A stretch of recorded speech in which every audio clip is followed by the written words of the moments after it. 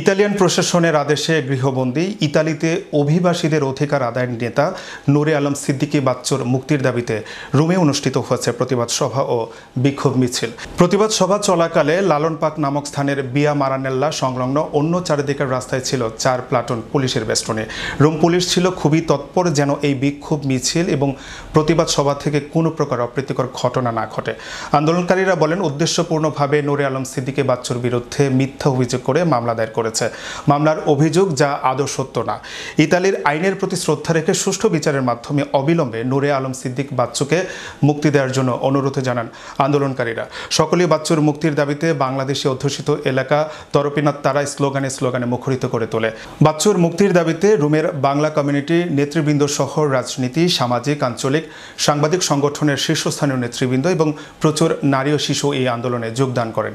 এছাড়াও অসংখ্য প্রবাসী বাংলাদেশিদের পাশাপাশি ইটালিয়ানরাও বিক্ষোভ মিছিলে যোগ দেয়।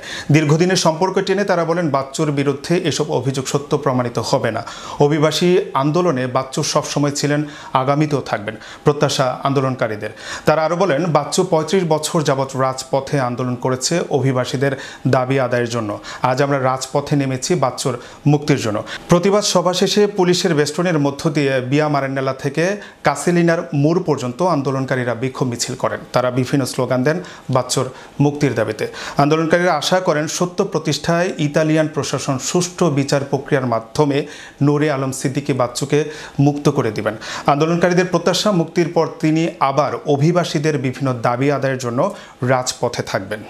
আমি নূরে আলম সিদ্দিকী বাচ্চুর ওয়াইফ হিসেবে এতটুকু বলতে চাই, যেহেতু পুরোটাই মিথ্যা ব্যাপার, সত্যের হবে অবশ্যই। আর উনি যেহেতু রাজপথের মানুষ লড়াই করে, সবসময় সত্যের জয় হবে, লড়াই করেই সত্যের জয়টা হবে। আর একটুখানি আমি ঘাবড়াইতেছি না, আসলে একটু ঘাবড়াইতেছি এই জন্য ও ঘরে এতটুকুই শুধু কষ্ট, এর বাইরে আর কোনো কষ্ট নেই।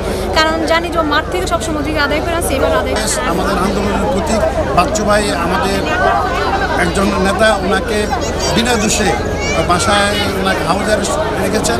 আমরা প্রশাসনের কাছে অনুরোধ করব, সত্যকে যাচাই করে আইনকে আমরা শ্রদ্ধা করি। এই আইনের প্রতি শ্রদ্ধা রেখেই বলতেছি, তাকে বিনা সত্যে মুক্তির জন্য আজকে আমরা প্রবাসের ওনাকে হয়রানি করা হয়েছে, আমরা তার তীব্র নিন্দা ও প্রতিবাদ জানাই। জয় Bangla.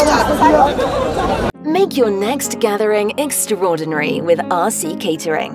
We cater authentic Asian cuisine, bursting with flavor and tradition, and it doesn't stop there.